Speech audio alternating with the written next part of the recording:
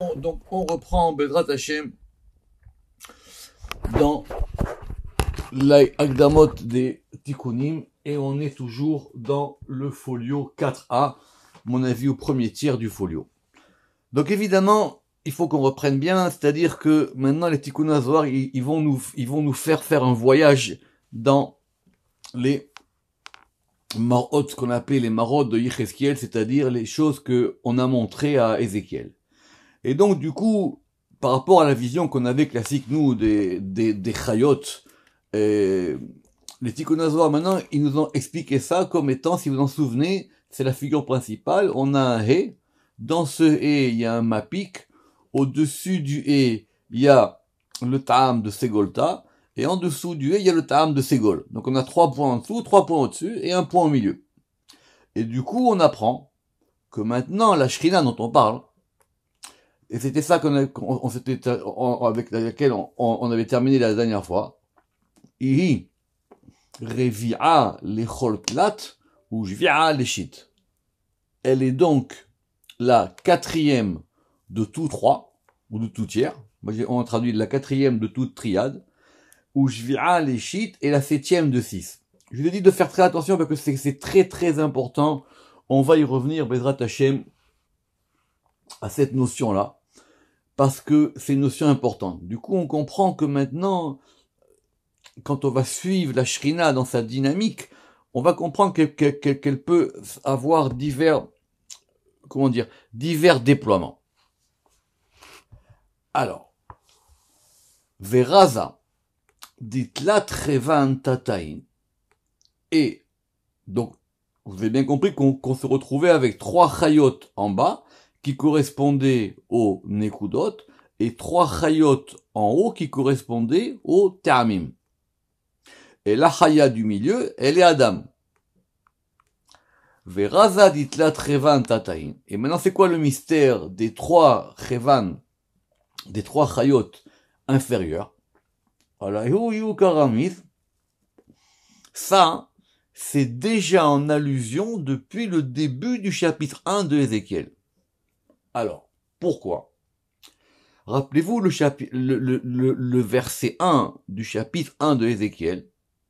Il dit comme ça, Vaï bishloshim shana, barevi'i bahamisha lachodesh.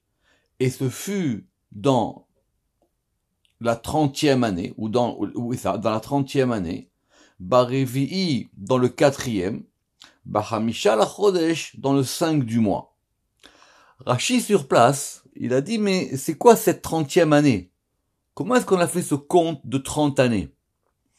Et pourquoi est-ce que, contrairement à d'autres prophéties, la Torah, elle est si précise ici, qu'elle nous donne, la Torah, elle est si précise ici, à savoir qu'elle nous donne vraiment la date. Bishloshim shana barevi bahamisha lachodesh. D'accord? Notez qu'on avait noté que si c'est comme ça, et qu'on compte les mois par rapport à Nissan, Yar, Sivan, Tammuz, c'était donc le 5 Tammuz. C'est intéressant parce qu'on a vraiment la date de cette prophétie. Mais le Zohar, il dit ici que cette indication de date du moment où Ézéchiel, il a eu la prophétie, il nous dit autre chose. Il nous dit que Kaviachol, c'est pas que la date, elle va influer sur, mais la date qu'on nous a donnée ici, elle est là pour nous indiquer la configuration dans laquelle cette vision a été faite. Alors, pour ça, il faut voir la note 13 avec du Ramak. Évidemment, tout le monde sait que Shana, ça pour Gematria 355, et que c'est la même Gematria que Séphira. Séphira égale Shana égale 355. Donc, du coup, ça fait dans 30 Séphirot. Vaï bishloshim Shana. Et chaque séphira, elle se déploie en 10, et donc on va avoir 30. Et ces 30 correspondent, si vous en souvenez, aux 3 points qu'on avait considérés comme étant 3 youds. Vous vous rappelez qu'on avait dit il y a 3 youds en bas, 3 youds en haut. Les 3 youds d'en haut, ils correspondent à Hashem Meler, Hashem Malar, Hashem Yimlor. Et les 3 youds d'en bas du Ségol, ils correspondent à Yevadecha, Yaer et Yissa. Donc il dit ce mystère de 3, de ces 3 chayot, déjà dès le départ, vaï beshloshim shana. Je répète, Rashi, parce qu'on ne sait pas d'où ce compte il a été fait. 30 ans de quoi? 30 ans après qui, après quoi? C'est quoi la 30e année? Regardez Rashi là-bas. Et alors, ve'al nekuda de emsaïta. Et sur le point du milieu, vous vous rappelez qu'on avait dit qu'il y avait, que c'était soit un 7, soit un 4. Soit il est 7 quand on compte 3 et 3, ça fait 6, soit il est 4 quand on compte 3 plus 1 et 3 plus 1. Ve'al nekuda de emsaïta. Et sur ce maintenant, le point central. Karamiz, ça c'est en allusion quand on a dit Barevi. Vaï bishloshim shana Barevi. Donc les Tikkun HaZohar maintenant, ils nous relisent tout. Et ils le relisent d'une manière qui n'est pas du tout pshat, évidemment. Ils nous relisent de manière de façon à ce qu'on voit maintenant ce point qui est le mouvement de la Shrina. Shloshim Shana, c'est les 30. Revi, c'est le point, c'est le 4e. Deiu. Et c'est quoi le Revi, c'est quoi le 4? Alors, nous on a compris que le 4, évidemment, c'est le 4 par rapport au 3. Mais vous allez voir qu'on va aller plus loin. Deiu Arba Anpe Adam, qui va correspondre aux 4 faces de Adam. C'est-à-dire, effectivement, tout le monde sait que chaque Chaya, elle avait aussi 4 faces. D'accord? Mais maintenant, qu'est-ce qu'elle a de particulière, cette Chaya de Adam, à tel point qu'on l'a placée au milieu dans le He? Chochma Ila, elle correspond à Chochma Ila. Koachma, et la Chochma, c'est le Koach du Ma. Ça, on l'a vu dans le Pardes, à savoir que, évidemment, on coupe le mot Chochma en deux, on a Koachma, et Koachma, ça veut dire 28 et 35, ou plutôt ça veut dire ici, la force du Shemma. Des Itmar B, parce qu'on a dit, à propos de cette figure de Adam, Dmut Kemar e Adam, alav milemala, verset 26.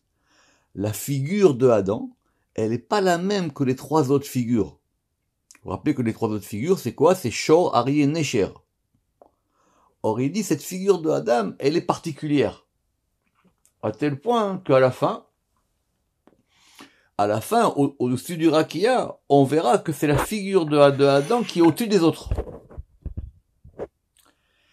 Qu'est-ce qu'on a gagné?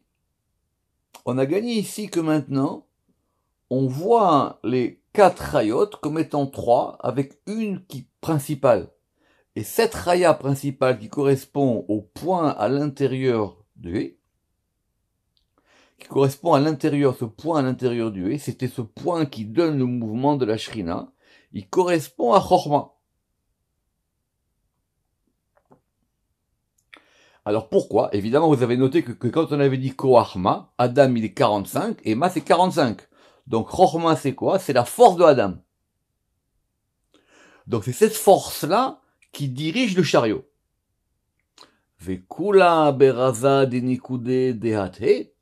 Et tout ça, c'est dans le mystère de ces points de la lettre He. Et là maintenant on comprend. On a un He, on a 3 points au-dessus, 3 points en bas et un point au milieu. Alors ok, mais alors le He maintenant, il nous donne quoi le He? Il nous donne quoi le He? Si tu me dis que c'est 3 et 3 et 1, ou 3 et 3, enfin 3 plus 1, ou 3 et 3 plus 1, pourquoi j'ai besoin d'un He maintenant? Alors ça, c'est dans la suite du verset. Bahamisha la chodesh. Donc je répète, l'indication de temps sur la prophétie, c'est aussi une indication de la configuration. Vaï bishloshim shana, c'est par rapport à un principe de 30, qui font 3 fois 10. Barevi, c'est par rapport au principe du 4e. Bahamisha la chodesh, c'est quoi? Da'at he. C'est la lettre He. Et donc, on a placé ce point central, qui est la chaya de Adam, qui correspond à Chochma, à l'intérieur d'un He. Donc, tout ça est englobé par un He. Et maintenant, on va passer au chiffre, enfin, à 5. D'accord. Et maintenant, les Tikkun Zohar, c'est évidemment un texte, les malades de toutes choses. Et quand on est dans le He, maintenant on va continuer dans le He. C'est quoi le He? Des Iu Elohim, Kinui Leshem Yud Kevavke. Le He, il est Elohim, et il est Kinui Leshem Yud Kevavke, et il est un surnom pour le Shem Yud Kevavke. Pourquoi le He, il est Elohim? Le He, il est Elohim d'abord parce que dans le mot Elohim, il y a 5 lettres. Premièrement, c'est la note 17 et la note 18. Et deuxièmement, quand on voit dans le chapitre 1, le seul nom divin qu'on a, c'est Elohim. Donc le nom divin qui dévoile cette vision d'Ézéchiel, c'est un nom qui est lié au He. Et Elohim, il est Kinu, il est Shem Yud Kevavke. Et Elohim, qui a pour Gematria 86, il a la même Gematria que Kinui. C'est quoi un Kinui? Évidemment, nous, on sait ce que c'est, puisqu'on a vu Char Akinuim et Char Erka Kinuim, c'est une dénomination. Donc ce Shem Elohim, il est le Kinui du Shem Yud Kevavke. Puisque cette vision d'Ézéchiel, elle passe par le Shem Elohim. Ce Shem Elohim là, c'est un surnom, on verra même que c'est un habit du Shem Yud Kevavke. Et cet habit du Shem Yud Kevavke, il indique le mouvement général du nom divin qui est le He. Et donc du coup on comprend mieux remonter une ligne plus haut, Vekula Beraza de Nikude de Advav. Et tout ça, c'est dans le mystère de ces points de la lettre He. Et donc cette lettre He qu'on a placée au milieu, qui correspond à Chamisha la Chodesh, qui correspond à Elohim, qui correspond à Kinui, Vei Karsaya, et elle est le trône. De Achisalik Hakise Kechushban Elohim. Parce que quand on dit le trône, Hakise, on retombe aussi sur 86. De Achisalik Hakise Kechushban Elohim. Donc Elohim, c'est le trône de Yud Kevavke. Or, c'est quoi un trône? Ça, on l'a vu évidemment dans le Pardes. Le trône, c'est ce qui donne l'assise. C'est ce par quoi une chose, elle va se poser. C'est ça le kissé. On a fait l'article kissé dans la lettre Kaf. Or, ha kissé, avec la lettre définie du He, devant, le début, ha kissé, le trône, ça vaut Elohim. Donc vous comprenez bien que maintenant, dans les Tikkun Zohar, on va très vite. On va très très vite et on part très très loin. Et c'est quoi ce Chamisha la Chodesh qui est le He? Dans le He, il y a le Mapik. Le Mapik, il a au-dessus un Ségolta et en bas, il a un point Ségol. Ce He correspond aux 5 lettres du Shem Elohim, qui correspond au Shem Elohim, qui correspond au Shem Kinui, qui correspond au Shem Akise. Yechushban Elohim, Vei Keter Elyon. Et ça correspond à Keter Elyon. Ça correspond à un degré qui s'appelle Keter Elyon. Le Ramak, il est assez long là-dessus, et il dit parce qu'il faut que cette vision d'Ézéchiel, on puisse y retrouver maintenant tous les penchements des sphirotes. Or, vous voyez bien, quand on a les 3 d'en haut, c'est Golta, c'est-à-dire Chesed, Vura, Tiferet. Quand on a les 3 d'en bas, on a quoi? Netzar, Od et Yesod. Très bien. Le point central, il est Tiferet, mais ce point central qui est Tiferet, il est lié à Chochma. Et ce et-là qui indique la notion globale, il est aussi Keter Elyon. Et c'est quoi ce Keter Elyon? Chamisha le arba chivan ilain, c'est le 5 par rapport au 4. Pourquoi? Parce qu'on a rajouté un élément. Et donc maintenant, on repasse sur un mode de 5. Or, le mode de 5, évidemment, ça pour valeur numérique 5. Vehamisha le arba tatain, et donc il est 5 par rapport aux 4 chayot supérieurs, d'en haut, et il est 5 par rapport aux 4 chayot inférieurs qui sont d'en bas. D'accord? Donc du coup, la question classique, c'est comment on va configurer les chayot par rapport aux sphirotes. Ce sont les notes 21 et 22. Si on considère que les supérieurs, c'est Chesed, le lion, Gvura, le bœuf, Lek, Tiferet et Adam, Chorma. Et si on voit par rapport à celle d'en bas, le lion il est Netzach, le bœuf il est Hod, Lek il est Yisod, et Adam il est Malchut. Ve'i karsaya le mare kula.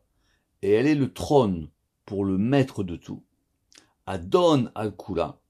Des Iou Tamir Veganis qui est caché, qui est enfoui. Parce qu'on est maintenant directement lié avec le degré supérieur qui est Adon al kula. Alors Rama qui est sur ça, il est très précis. Il dit c'est quoi qu'il est maître de tout, ça veut dire qu'il y a un élément au-dessus qui dirige tout. Et cet élément au-dessus qui dirige tout, donc c'est-à-dire qui est le Karsaya, dont on a dit qu'il était lié à Keter et Lyon, et il y a un degré au-dessus qui s'appelle des Iou Tamir Veganis, qui est caché enfoui, qui va correspondre donc au Ensof. Donc Ézéchiel, il a eu accès, par ce chariot, à tout le déploiement du flux divin. D'où la question que le Zohar il va poser maintenant. Veitema de Razada Chazaï Eresquiel. Alors quoi, tu es en train de me dire, si tu me poses, et si tu me dis maintenant qu'Ézéchiel, il a vu tout ça, comment c'est possible qu'Ézéchiel, il ait pu voir tout ça? Et ça manque pas les Zohar, on a dit que la prophétie, elle est ici, elle est là, elle est pas là-bas, c'est que la Meira, c'est que la Meira, on va pas revenir là-dessus, d'accord? Comment? C'est ça la question du Zohar. Veitema de Razada Chazaï Eresquiel. Quoi, tu me dis que c'est possible qu'Ézéchiel, il ait vu tout ça? Là, non. L'Ava est la dmout de Ilin Chedvan, de Vela de Chaza Chevan. Et on va comprendre maintenant la notion de dmout qui est dans ce premier chapitre. On relit. Veitema. Et si tu me dis que Ézéchiel, il a vu ce mystère, non. La Hava et la dmout, ce n'était qu'une ressemblance. C'était quelque chose qui ressemblait à ça. Et qui était la ressemblance de ces chayot. Vela de chazachavan, mais il n'a pas vu les chayot. Les chayot, c'est trop haut maintenant. Est-ce qu'un homme, il peut voir des anges à ce niveau-là? Pas possible. On est à un degré beaucoup plus haut. Alors, les Tikkun HaZohar, maintenant, ils vont nous donner un exemple. Ils vont nous donner une explication pour mieux situer ça. Et cet exemple-là, c'est un exemple classique qui va revenir souvent, il faut bien le noter. Tous ces passages des Tikkun HaZohar, ils sont évidemment classiques et importants. Et là, que Malka, de Shalach Shtach, Bechutame. Il dit ça ressemble à un roi qui va envoyer un shtar. Un shtar, c'est un document ou c'est un contrat. Bechutame avec son sceau. Donc pour attester que le document il provient bien du roi, il faut que le roi il le signe et il va le signer avec un sceau. Vediyukna de Malka et la figure du roi, Reshima al-Sha'ava, elle est inscrite sur la cire Mechutame. C'est-à-dire, je vais faire un sceau avec l'effigie du roi.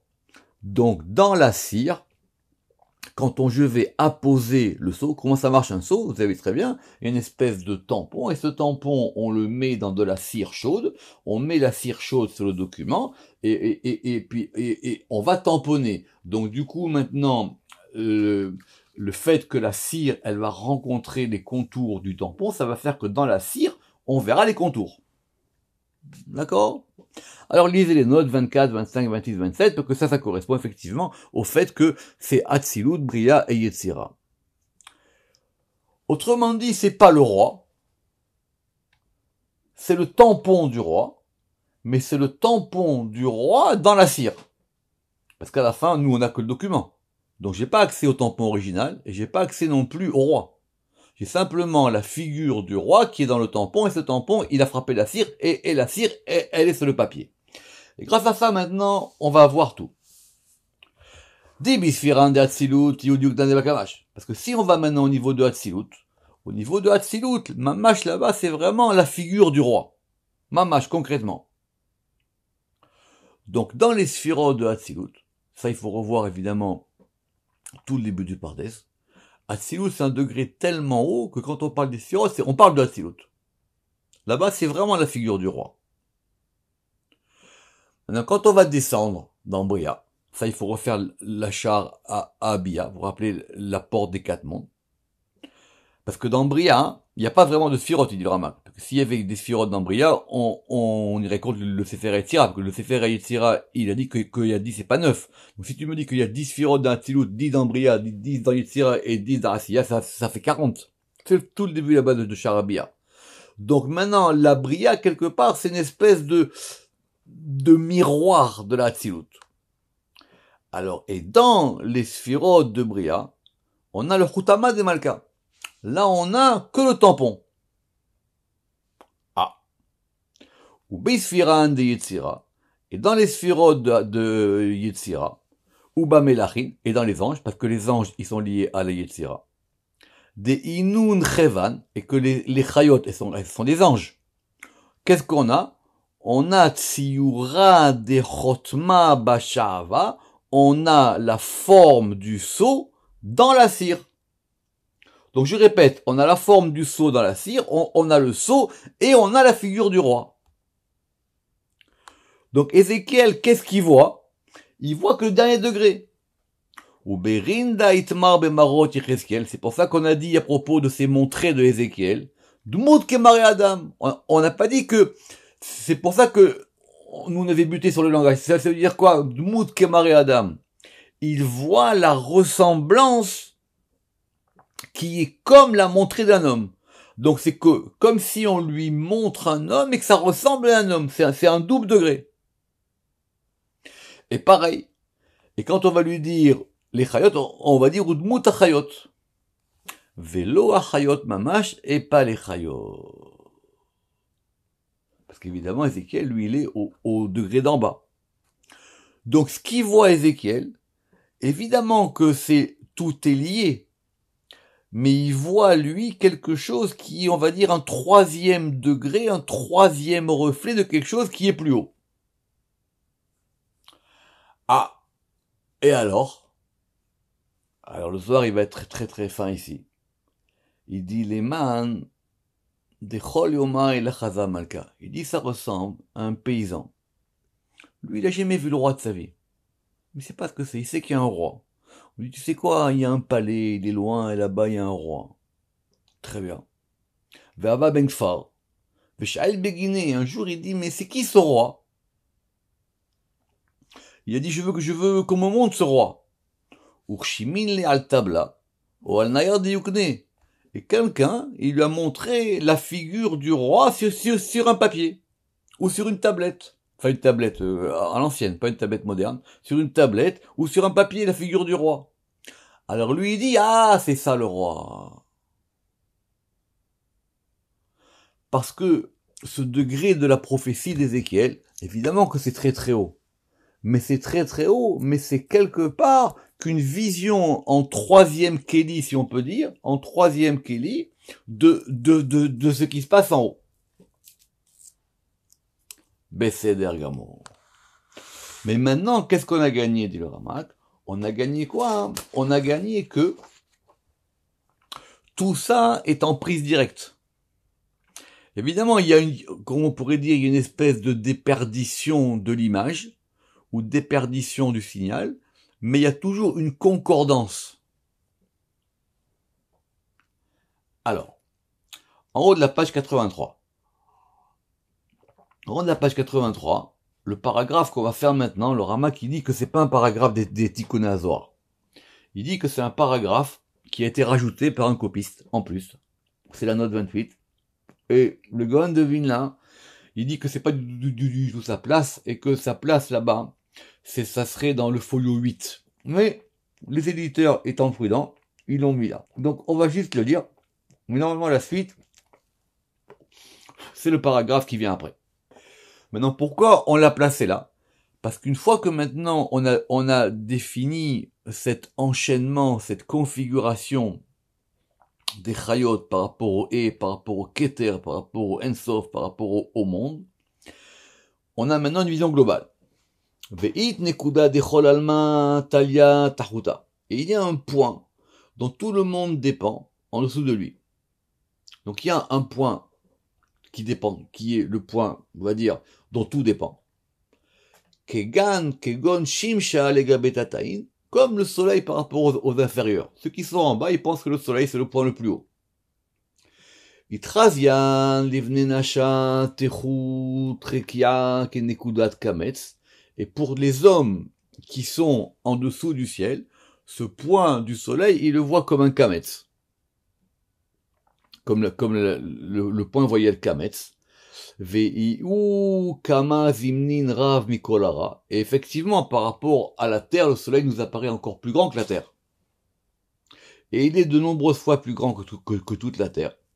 Kol sheken ikudin doraita, plus forte raison les points voyelles de la Torah, les gabé gova digun par rapport à leur hauteur, vithazien lilan nikudin, et nous on les voit comme des points.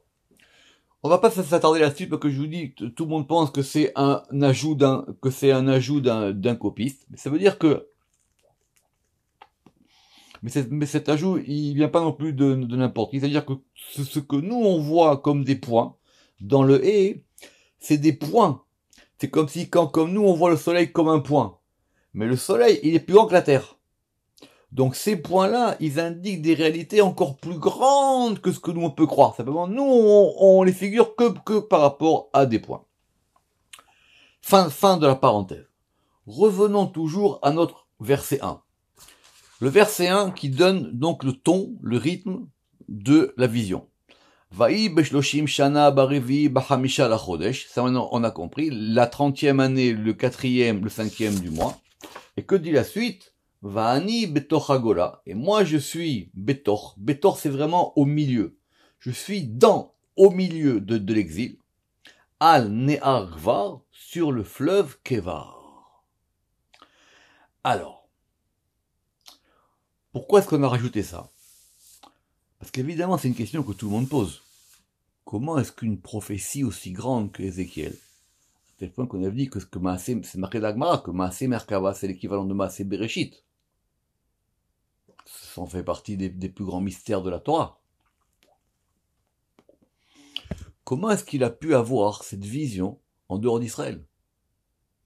Ça ne manque pas des textes qui indiquent effectivement il n'y a pas de prophétie en dehors d'Israël, qu'en dehors d'Israël on est lié aux forces extérieures, que Israël est l'Enkedusha, etc. Et en plus, tu me dis que cette vision dont on vient de parler, qu'elle remonte jusqu'à la Tzilut, lui il l'a eu là-bas, en plein exil.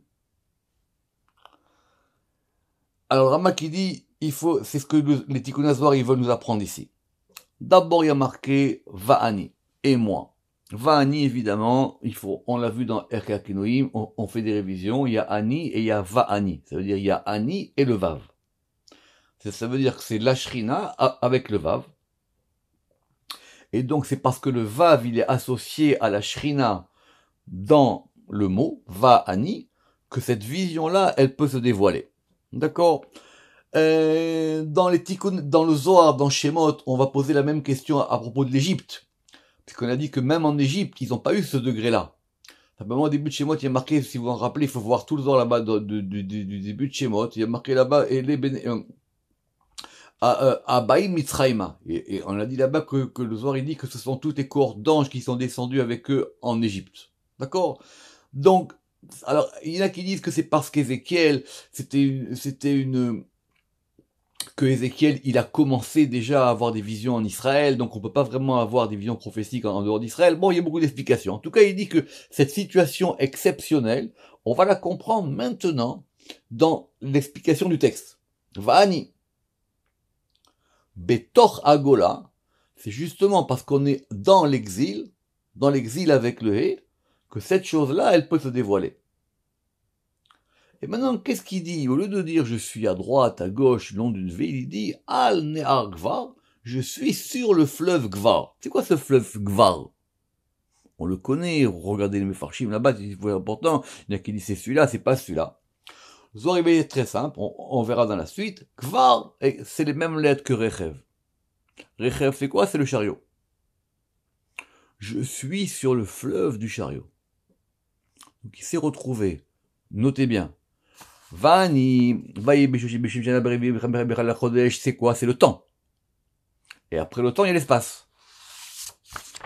Et c'est quoi le point? Donc, nous on a vu le point temporel. Ce point temporel, c'est quoi? C'est un point séphirotique qu'on a vu, d'accord? Le 30, le 4 et le 5. Et maintenant, on a un point spatial. Et ce point spatial, c'est ce qu'on appelle le chariot. Et c'est quoi ce Nehar Kevar? Ce Nehar Kevar, Bezrat Hashem, on verra ça la prochaine fois. Vous avez assez pour réfléchir avec ça. Baruch Adonai Le'olam. Amen ve Amen.